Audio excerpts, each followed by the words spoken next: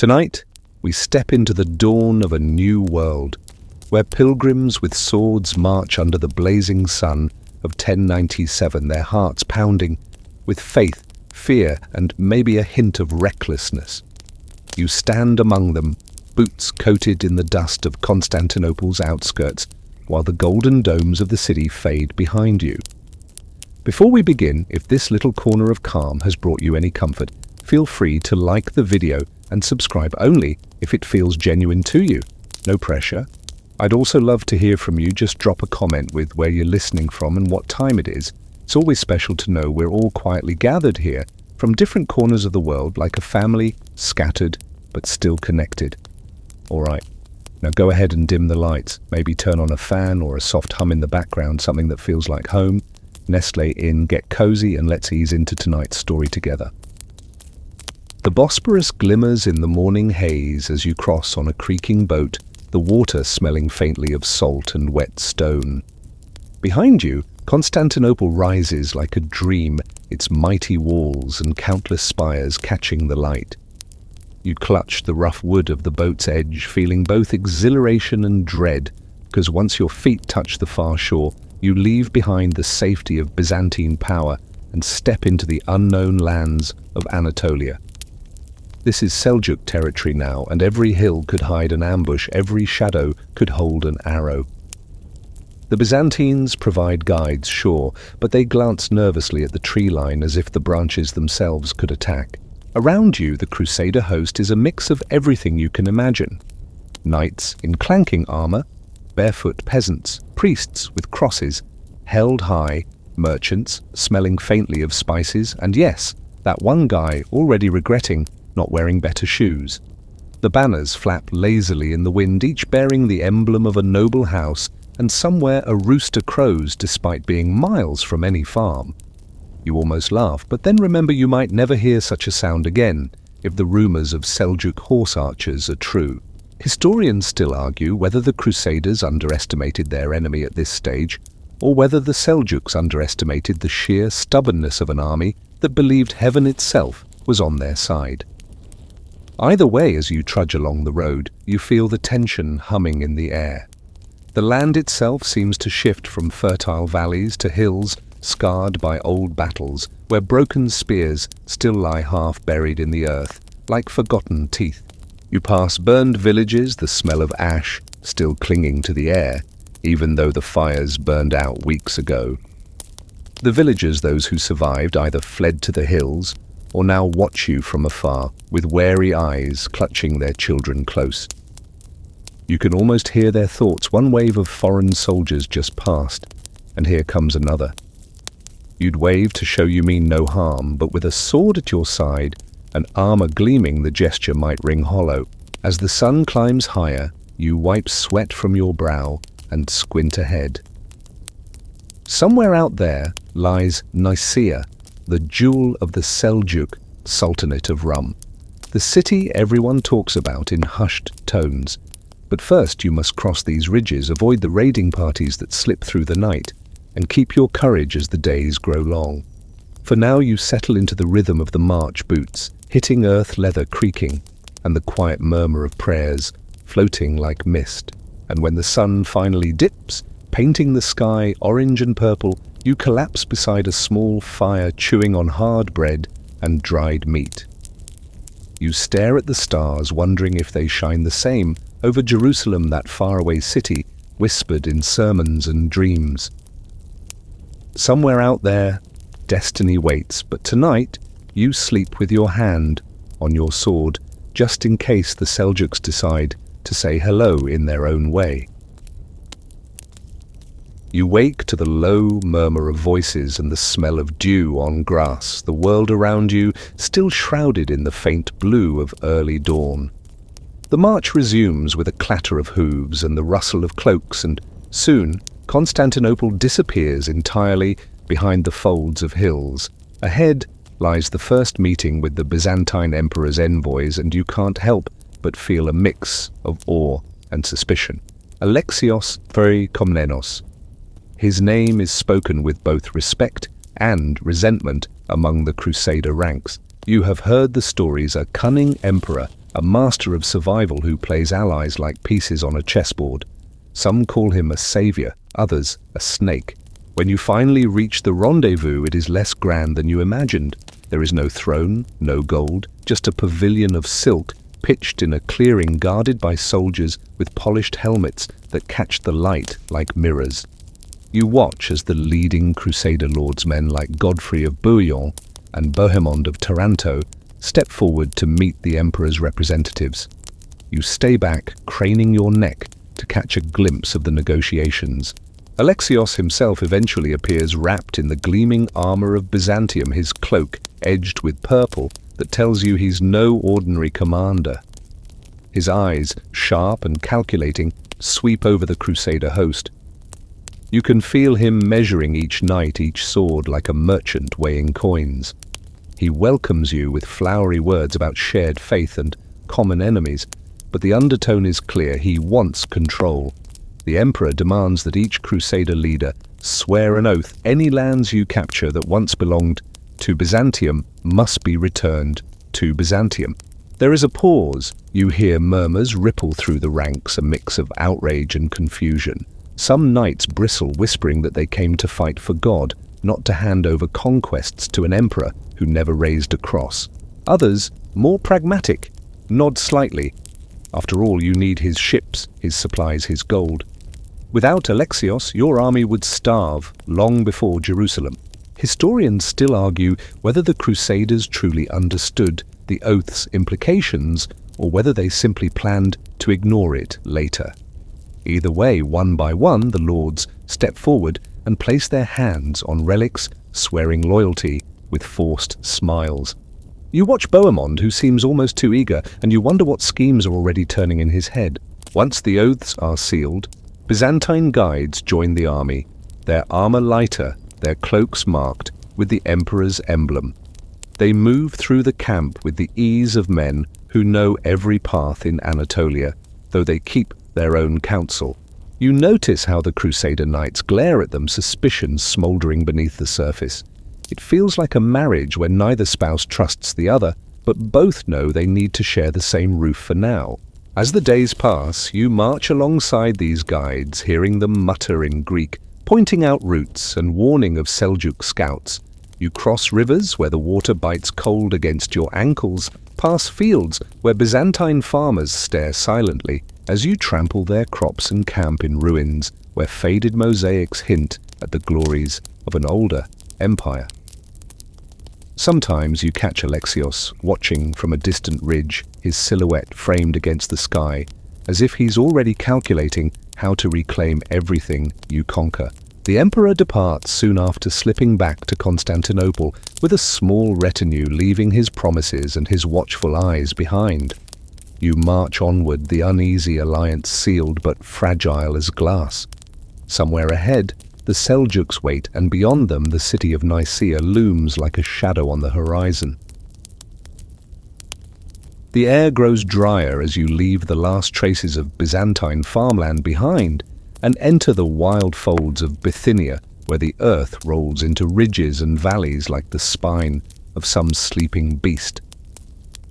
Each day begins with the same rhythm: armor clinks, boots scrape, horses snort impatiently, but the mood shifts as the land itself changes.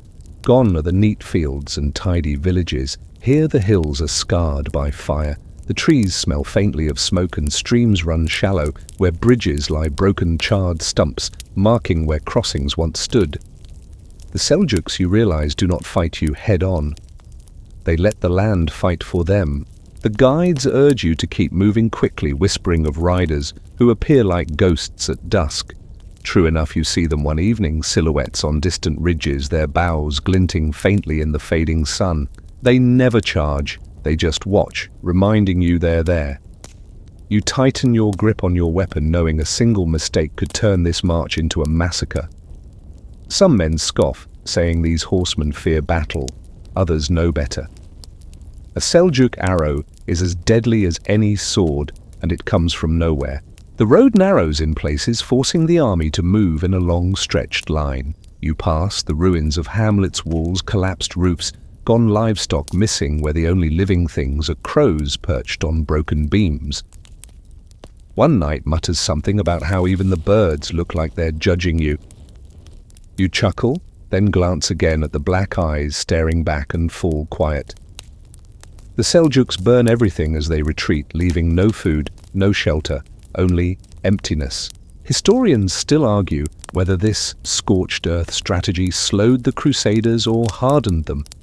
You feel it in your bones. Every empty village makes the army more determined. Every ruined bridge fuels their anger. You push on, thirst scratching your throat muscles, aching under the summer sun. At night, the fires are small, carefully hidden, and you sleep with one eye open. The hoot of an owl makes men reach for their swords.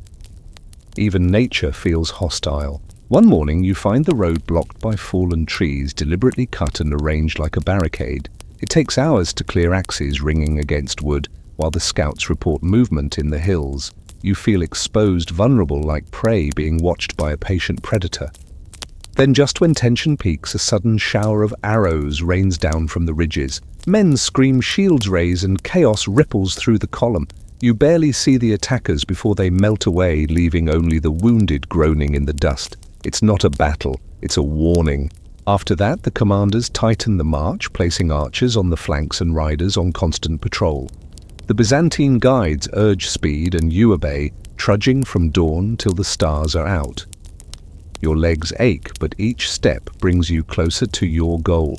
Along the way, you hear rumors of the Sultan Kili Arslan. Some say he's gathering forces to crush you, others that he's fled east to fight other enemies. No one knows for sure, and the uncertainty gnaws at the camp like a rat in the night. Still, amidst all this fear, there are moments of strange beauty. You camp by a lake one evening where the surface mirrors the sky, stars sparkling above and below. The priests sing softly, their voices blending with the chirp of crickets, and for a moment, the war feels far away. Someone jokes about how the mosquitoes here must be Seljuk spies, and laughter ripples through the camp, easing the tension, if only for a heartbeat. When you crest the next ridge, you finally see it, a shimmer in the distance, faint but unmistakable. The towers of Nicaea rise above the plain, glinting like teeth under the sun. The sight steals your breath. This is no burned village. This is a fortress, alive and waiting. You tighten your grip on your sword, knowing that soon all this marching will give way to the storm of battle.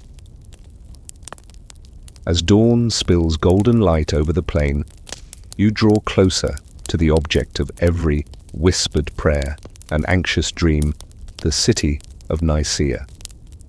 From afar, it appears almost serene, its walls glowing softly in the rising sun, but as you near, you feel the weight of its defenses pressing on your chest. The fortress stretches along the shores of a glittering lake, its towers rising like watchful sentinels, double walls hugging the city like armor, and beyond them, the blue of Lake Ascanios sparkles, giving the impression of peace while hiding the danger within. You squint at the battlements where tiny figures pace their helmets, flashing like stars in daylight. They see you. You can feel their gaze, cold and unblinking. You stop to take in the scale of it. The outer wall is tall enough to make any ladder look like a joke, and the inner wall rises even higher, a cruel reminder that even if you breach one another, waits. The lake, calm and deceptively gentle, laps at the city's edge, guarding one side like an ally. The Seljuks have chosen their ground well. Nicaea is a fortress designed to withstand any assault, and suddenly you realize why the Byzantines speak of it with such dread.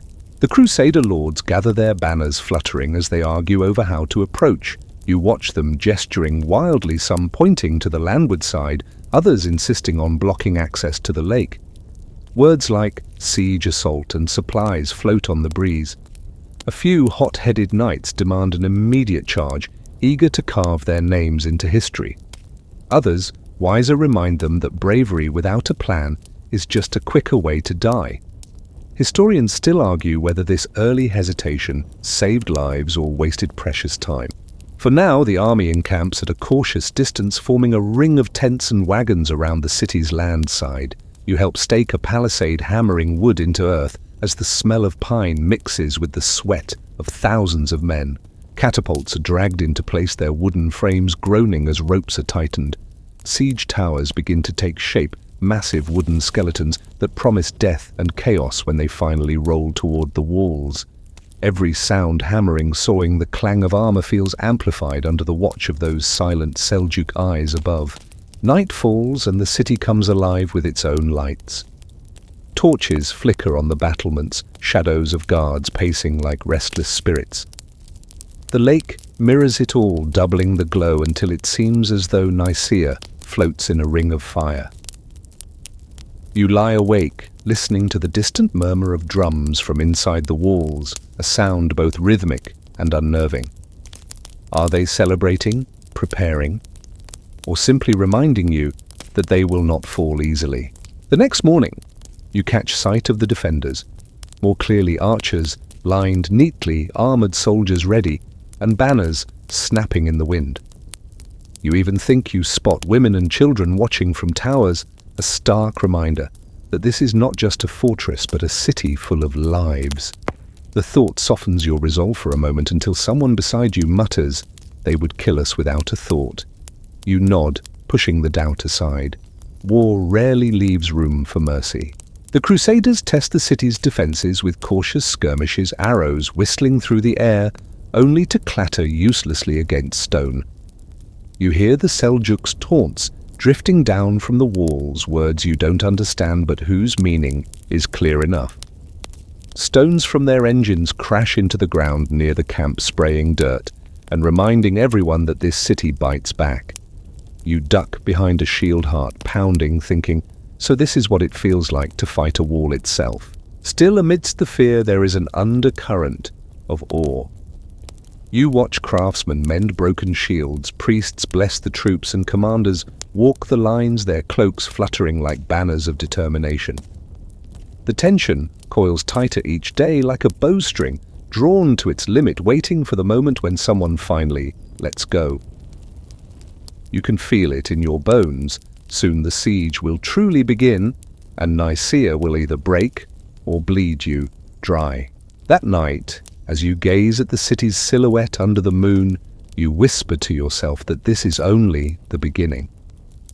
You don't yet know how long the siege will last or how it will end, but you sense that when it does, things will not be as simple as victory or defeat. Somewhere behind those walls, the Seljuks wait. Somewhere among your allies, plans are forming you are not meant to hear. And above it all, the stars look down, cold and distant, as if they've seen countless sieges before and know exactly how this one will play out. The first light of morning spills over the Crusader camp, turning dew into a field of tiny diamonds and casting long shadows across the earthworks, sprouting like scars around the city. You wake to the thud of hammers and the groan of timbers being hoisted into place, siege engines rising, palisades creeping forward, and trenches dug deep enough to swallow a man. The smell of fresh-cut wood mixes with the faint metallic tang of sharpened weapons. Even as you stretch the stiffness from your limbs, you feel the energy building, a coiled readiness, humming through the camp like an unspoken drumbeat. Commanders pace between the rows of tents, giving orders, arguing about the placement of towers, and occasionally shouting at workers who are too slow. Godfrey rides past, his armor glinting, offering nods of encouragement, while Bohemond, ever calculating, spends more time staring at the walls than at his men, as if trying to will the stones to crack. You overhear talk of dividing the city's defenders, cutting off supplies and blocking the lake. But the lake itself sits smugly at the city's side, shimmering with calm defiance. Without ships, you can't seal that watery lifeline, and everyone knows it. The first siege lines take shape, wooden barricades studded with stakes, watchtowers scanning for sudden sorties, and camps set in a half-circle around the landward approaches. You help drag a heavy beam into place, your muscles burning, and as you work you glance up to see the defenders watching. Their silhouettes line the battlement's bows, slung across shoulders, some resting casually, as if they have all the time in the world. They shout insults, words you can't fully understand, but the tone is universal. One man beside you shouts back something about their mothers, earning laughter from your comrades and a few arrows in return, which thud harmlessly into the dirt. As the days stretch into weeks, the siege becomes a rhythm-build guard attack rest. You watch engineers assemble catapults, the twisted ropes creaking like angry snakes as they're tightened.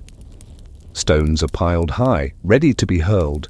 Wooden towers rise higher, layer by layer, each plank hammered into place under the watch of archers covering the workers from above.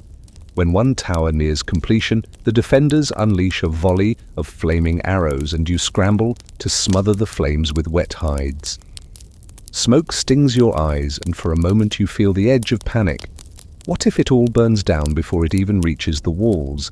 But the fire dies, leaving only charred spots and a collective sigh of relief.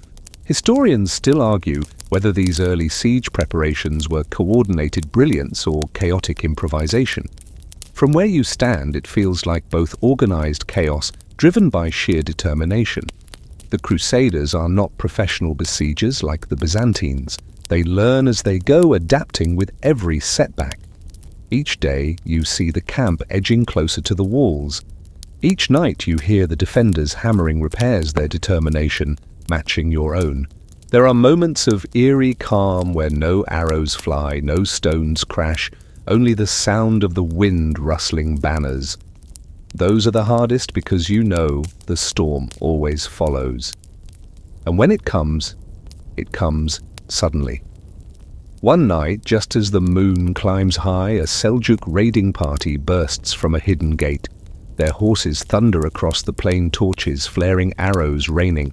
You grab your shield as chaos erupts, men shouting, fires starting where torches land. You barely block a shaft that hisses past your head, the force jarring your arm. Then, as quickly as they came, the riders vanish back into the darkness, leaving a handful of wounded and a camp on edge. The next morning, you see the damaged tents, torn a few siege works, burned men limping with bandaged legs. Yet instead of discouragement, it fuels anger. The Crusaders rebuild stronger than before, as if daring the defenders to try again. You patch holes, sharpen weapons, and watch the wooden towers inch closer, creeping toward the walls like slow-moving giants. Despite the tension, there are strange moments of humanity. One afternoon, a lull in fighting allows both sides to shout across the walls, trading insults that somehow turn into laughter. Someone throws a loaf of bread, and a defender tosses back a stone wrapped in cloth with a crude drawing on it, some joke only they find funny. For a heartbeat, it feels almost like a game before reality crashes back with the next volley of arrows. As the sun sets one evening, painting the sky in streaks of crimson, you stand on the edge of the siege lines and gaze at Nicaea's walls glowing in the last light. They look almost beautiful, like a crown rising from the earth. But beauty or not, those walls must fall, or none of you will leave this place alive. The night air smells of pine smoke and tension, and you curl up under your cloak, knowing tomorrow will bring another push, another test of will. Somewhere beyond those towers, the Seljuks plan their next move. Somewhere in your own camp, the Byzantines watch with secrets of their own. The siege has only begun to tighten. The night sky hangs low, clouds drifting lazily, as if mocking the sleepless soldiers who keep their eyes fixed on the dark silhouette of Nicaea. You barely drift off before shouts rip through the camp, an alarm. You scramble to your feet, heart pounding, just in time to see torches flickering where they shouldn't be, glints of movement along the palisades. The Seljuks have come again, not with open battle, but with the stealth of hunters. Horses burst through the shadows, hooves drumming against the earth, and arrows streak down like falling stars. The camp erupts. Men rush to the barricades, shields locking, swords flashing in the moonlight. You duck as an arrow whistles past your ear, the sound like an angry hornet. Torches fly, fires spring up in the siege works, and someone screams a raw human sound that makes the hair on your neck stand. The night air fills with the hiss of arrows and the smell of burning wood. In the chaos, you glimpse the Seljuk riders, swift and fluid, losing arrows even as they twist in their saddles. They seem untouchable, their silhouettes weaving between flames before melting back into the dark. For a moment, panic teeters on the edge of breaking the camp, but commanders roar orders, rallying the men, and a wall of shields and spears pushes back the raid. You swing at a shadow that turns out to be a friend earning a curse, and then raise your shield against a volley that rattles like hail. Slowly the attack fades, riders vanishing beyond the reach of your weapons. Silence returns, broken only by the crackle of smouldering fires and the groans of the wounded. You stand trembling, not from cold, but from the rush of it all. When dawn comes, the damage is clear. Burned siege towers, charred palisades, scattered arrows stuck in the ground like warning signs. Yet despite the wounds, the camp moves with renewed determination. You watch men patch the towers, hammer new beams, and curse under their breath as they work. Each attack, though costly, only hardens the Crusaders' resolve. Historians still argue whether these night raids delayed the siege or merely made the attackers more relentless. From where you stand, the answer feels obvious. Daylight brings no respite. The defenders on the walls emboldened rain arrows and insults their laughter carrying across the field. You crouch behind a shield, waiting for the next command, watching stones crash down from the battlements. Catapults groan in response, hurling boulders that slam against the walls with deafening thuds. Dust clouds rise with each impact, but the walls hold firm as if mocking every effort. The wooden towers creep closer inch by painful inch, like beasts that refuse to die. At night, sleep becomes a luxury. You lie under the stars, every rustle of leaves making your hand twitch toward your sword. The raids continue unpredictably, sometimes fierce, sometimes just a few arrows shot from the darkness to keep nerves frayed. Horses snort, nervously guards pace with torches, and the camp hums with tension. You overhear whispers of men losing sleep, of visions of fire chasing them in their dreams. One knight jokes that if the Seljuks don't kill you, exhaustion will. You laugh, but the edge in his voice lingers. Amid all this, the Byzantines remain strangely calm.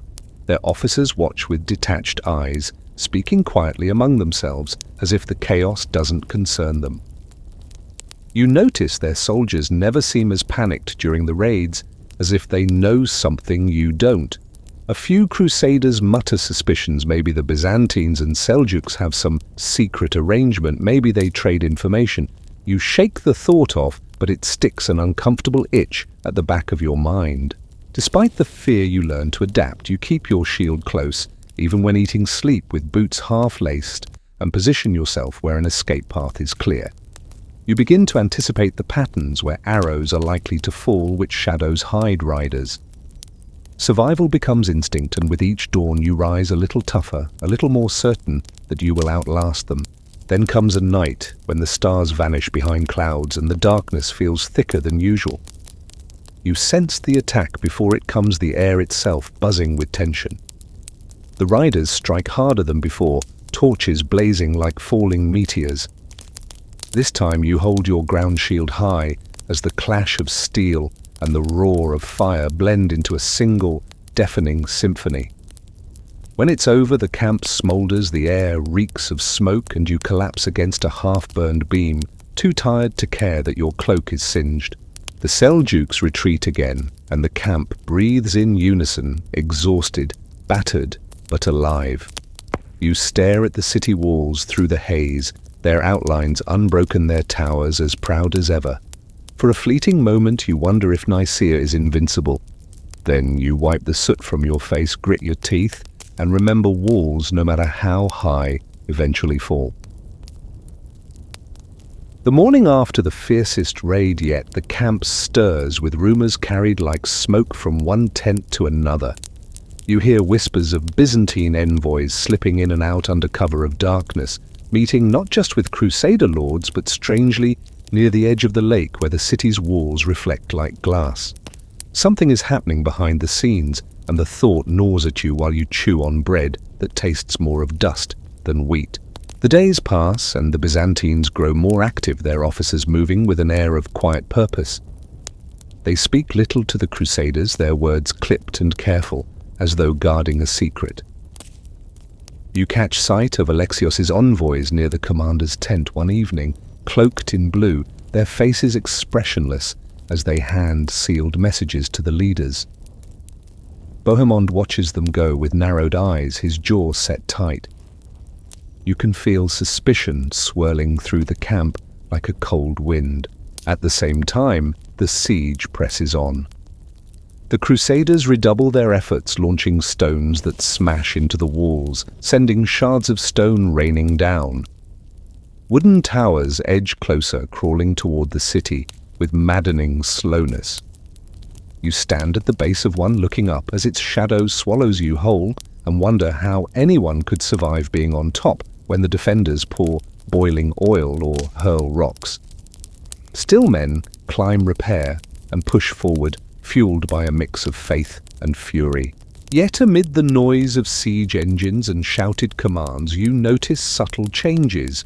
The defenders seem less bold, their arrows fly less frequently, their taunts quieter. Some swear they see fewer soldiers on the walls. Historians still argue whether this was a sign of weakening morale or part of a calculated ruse. You only know it feels like the city is holding its breath, waiting for something. Then one afternoon, while the sun blazes and sweat drips from your brow, you hear it, a distant splash, the unmistakable sound of oars cutting water. You squint toward the lake and see Byzantine ships, sleek and swift, gliding toward the city's lakeside walls.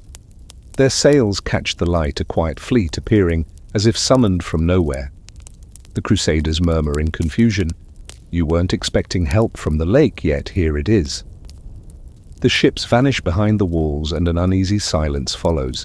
That night, the Byzantines vanish from the camp. Their fires burn low, their tents empty by dawn.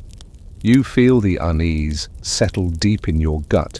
Something is being arranged, something you are not meant to see. The Crusader lords argue loudly, voices sharp in the early light, but whatever decisions they make, the Byzantines are not there to hear them. You sharpen your sword slowly, trying to push away the feeling that you are being outplayed in a game far bigger than you. The next day, the envoys return. Cloaks, immaculate faces, unreadable. They say nothing of where they've been, but their eyes shine with a strange confidence. Some Crusaders curse under their breath, others shrug. After all, as long as the city falls, what does it matter who pulls the strings? You can't shake the thought that it matters very much. As the siege grinds on you, overhear whispers of secret negotiations between Alexios's men and the Seljuk defenders. The rumor spreads like wildfire, igniting both anger and curiosity. Could the Byzantines be offering terms to the garrison behind the Crusaders' backs? Bohemond fumes his eyes, stormy, muttering that the emperor is trying to steal the prize. Godfrey stays silent, but his hands clench on his sword hilt more often than usual. Each night you lie awake, listening to the distant lapping of the lake and the creak of ropes on the siege towers. The stars feel closer here, as if they too are leaning in to watch the drama unfold. You wonder if they've seen this kind of thing before: alliances, fraying friends, plotting enemies, smiling in secret. Then one evening, as torches flicker low and the air smells of rain, you catch sight of a shadowy group moving toward the lake, Byzantine banners hidden under cloaks. They disappear into the night, silent as ghosts. You tell no one, but the image stays with you. Something is coming, something the Crusaders will not expect, and you brace yourself for the moment when it breaks. The air is heavy. The morning the order comes to push hard against the walls. Clouds hang low, the kind that seem to press on your shoulders, and every man in the camp knows this day will be unlike the others. The siege engines creak into position, their ropes groaning, their wooden frames trembling as if they share your nerves. You tighten the straps on your armor, the leather stiff from sweat and dust, and glance up at the towering walls of Nicaea. They seem taller now, as if the city itself is defying you, daring you to come closer. Trumpets sound not in harmony, but in the chaotic mix of a dozen commanders giving orders at once. You and the others surge forward, shields raised as arrows rain down like black rain. The first stones crash into the walls with thunderous cracks sending chips of stone flying. Siege towers roll, slowly pushed by dozens of straining men, their wheels grinding over uneven ground. You run alongside, arrows thudding into the wooden sides, some piercing through gaps to find unlucky flesh. The air fills with the smell of burning tar as defenders light firepots to hurl down. You duck as one crashes nearby flames, licking dangerously close. You slam against the base of the wall, heart hammering as ladders rise, clattering against the stone. Men scramble upward, shouts mixing with the clash of weapons. You climb too, each rung slippery with sweat, the heat of the sun baking your back. Halfway up, a stone smashes into the ladder, splintering wood and sending two men screaming to the ground. You hold tight, teeth clenched, before pulling yourself higher, step by step, until you reach the top edge where a defender swings wildly. You block shove and clamber over boots, slipping on blood-slick stone. The noise is deafening, screams steel on steel, the hiss of arrows, but somehow you fight on. Above you, the city sprawls, a maze of rooftops and narrow streets, its lake shimmering in the distance. For a brief moment you think the walls might actually fall, that the Crusaders might pour through and claim the city. Historians still argue whether the garrison's resistance wavered here, or whether they fought with calculated retreat. From your vantage, it's chaos defenders falling back under relentless pressure, Crusaders surging like a tide. But then the counterattack comes. From hidden stairs and side gates, the defenders rush in waves, their spears thrusting, shields locked. You're pushed back, barely keeping your footing as comrades fall around you. A boiling liquid splashes nearby, hissing against stone and skin, and you retreat to the ladder, sliding down as others behind you take your place. The tower beside you groans as defenders throw fire at its base, but wet hides protect it, and the monster rolls on, pressing against the walls. Hours drag by the sun crawling overhead as the battle grinds into a blur of effort and exhaustion. You drink water that tastes of dust and blood, wipe grime from your face and go again, climbing, fighting, retreating. The commanders shout themselves hoarse, waving banners to signal new assaults. By late afternoon you can barely lift your arm, yet you grip your weapon tighter, unwilling to let go. Then something shifts. You notice defenders retreating, not just from one section, but many. The noise on the walls lessens, the arrows grow fewer, and the Seljuk banners sag slightly in the breeze. Cheers ripple through the Crusaders. Surely this is the moment. You surge forward with renewed hope, climbing ladders again, pressing through the gates as battering rams hammer. Dust clouds rise where stones give way, and you feel victory close enough to taste. Yet behind the din of battle you sense something odd. Byzantine officers not fighting alongside you, but watching, their eyes sharp, their movements deliberate. They vanish toward the lake, slipping through the chaos like shadows. You barely have time to wonder what they're doing before another shout rises. The defenders have pulled back inside the city and the gates remain shut, but their resistance falters. The Crusaders howl, certain the end is near. Night falls before the city breaks and you collapse in the dirt chest, heaving, staring up at a sky streaked with smoke. The stars peek through, faint and distant, as if watching from far away. You smile weakly, thinking tomorrow the city will be yours, the walls finally conquered. But a voice inside whispers that something is not right, that the Byzantines' absence means they are playing their own game. You close your eyes, clutching your sword, and drift to sleep under the uneasy glow of victory that has not yet arrived. The next morning begins strangely quiet. No arrows rain down, no drums beat from the walls, no taunts float over the battlements. You rise with the sun, expecting the usual chaos, only to find the city gates closed and silent, its defenders hidden from view. The air is heavy, almost suspiciously calm, as if the city itself is holding its breath. Around you, Crusaders murmur in confusion. Has Nicaea surrendered, or is this some cruel trick? You join the crowd gathering near the walls, eyes scanning for movement. Suddenly a banner rises, not the Seljuk standard you expect, but the imperial emblem of Byzantium shimmering in the morning light. A stunned hush falls over the Crusader camp. Byzantine soldiers, not Crusaders, are on the walls now, their purple crests gleaming as they secure the towers. Your heart lurches. When did they get inside? The truth trickles through the ranks like cold water during the night. Alexios's envoys negotiated with the Seljuk garrison. While the Crusaders slept, the city surrendered not to you, but to the Byzantines. Their ships on the lake had quietly ferried troops into Nicaea, cutting a deal that spared the defenders and handed the city to imperial control. You clench your fists, anger burning hot. You fought, bled, starved, and yet the prize was taken while you dreamed. Bohemond rages openly, his voice slicing through the camp like a blade. Other lords curse Alexios, spitting on the ground, calling him a snake. Godfrey Karma merely glares at the city, his jaw tight enough to crack. Historians still argue whether Alexios betrayed his allies or saved the city from a sack that would have slaughtered innocents. From where you stand, betrayal tastes bitter on your tongue. You march into Nicaea not as conquerors, but as guests under the emperor's watch. Byzantine soldiers line the streets, their armor polished, their expressions smug. The citizens peek from windows, fearful yet unharmed, spared the horrors of a sack. You pass Seljuk defenders who walk away unscathed, allowed to leave with their lives and belongings, a mercy rare in war, but one that feels like salt in your wounds. You grip your sword hilt, not sure whether to feel relief or resentment. The city itself is breathtaking. Markets bustle cautiously, minarets rise against the sky, and the lake sparkles as if untouched by war. Yet the beauty does nothing to ease the tension coiled inside you. The Crusaders are forced to camp outside the walls, forbidden to plunder or claim spoils.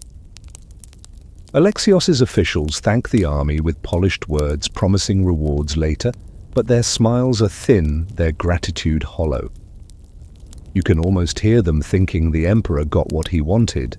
Around campfires that night, anger simmers. Men grumble that they were used, that all their suffering was for nothing. Some speak of abandoning the Byzantines, refusing to honor their oaths. Others remind them that supplies still come from the emperor, and without his support, the road to Jerusalem would be suicide. You stare into the flames, the crackle sounding like laughter in the dark. The Seljuk garrison's survival is the bitterest pill. They walk away under guard heads held high, while Crusader soldiers spit and shout curses. A few knights try to provoke a fight, only to be restrained. You think of all the men lost to arrows and stones, all the friends buried under the siege towers, and you wonder if their ghosts are watching, shaking their heads at this hollow victory. As night deepens, the city behind you glows with torchlight, its walls no longer an enemy, but a reminder of what was stolen.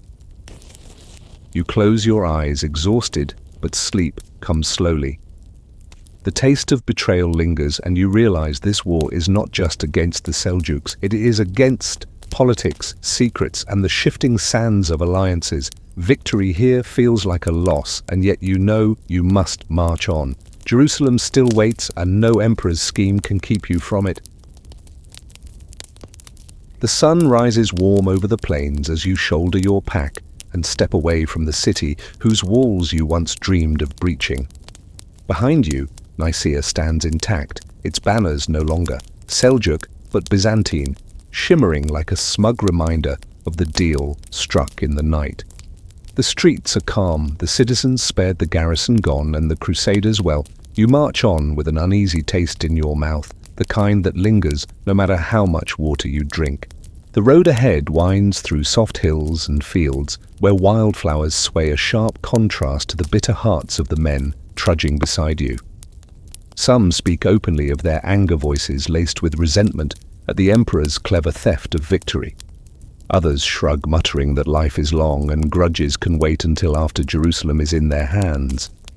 You notice how the leaders walk apart, lost in thought, their faces hard and unreadable.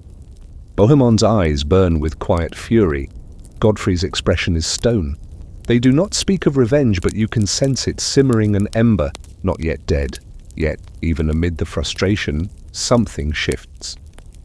The siege of Nicaea has taught you all that survival is more than brute strength. It is patience, cunning, and endurance. The Seljuks had tested your resolve, and you endured. The Byzantines had played their games, and you still march. You feel tougher, as if every blister and scar has hardened not just your body, but your will. Historians still argue whether this moment, this odd victory, wrapped in betrayal, set the tone for the rest of the crusade. You know it did, because it has changed you. The march grows quieter as miles pass. Villages appear again, some burned, some untouched, each one watching you like wary animals. Byzantine guides accompany the column, their faces carefully blank, offering directions but not conversation. You wonder if they sense the hostility, if they care at all.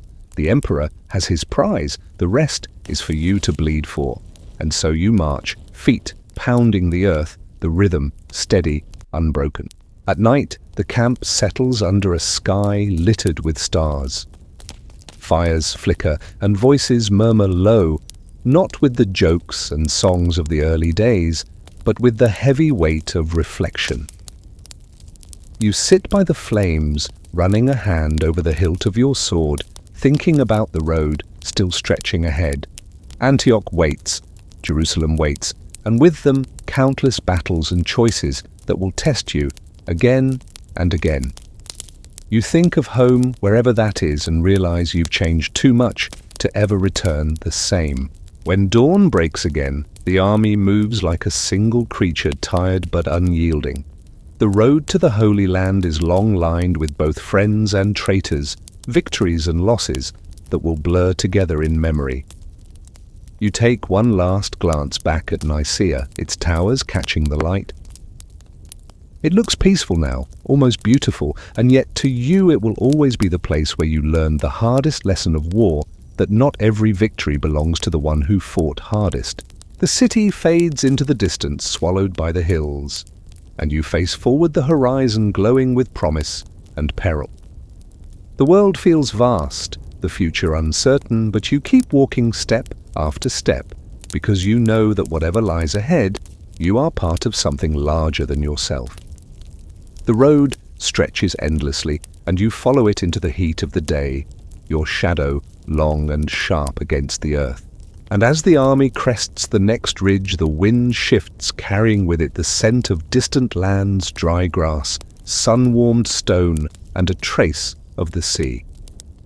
You breathe it in, letting it steady you. The memory of Nicaea will fade, but the lessons will travel with you, stitched into your very bones. You march not just toward Jerusalem, but toward the unknown, where faith and fire will decide your fate. The sky deepens into twilight, and the stars begin to bloom again above you. You wrap your cloak tighter, the night air cool against your skin, and let your thoughts drift like smoke.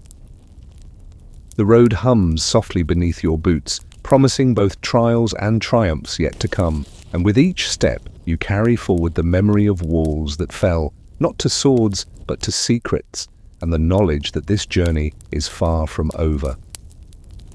Now the march quiets, the clatter of armor fades, and the sky above turns velvet, scattered with stars so faint they seem to whisper instead of shine.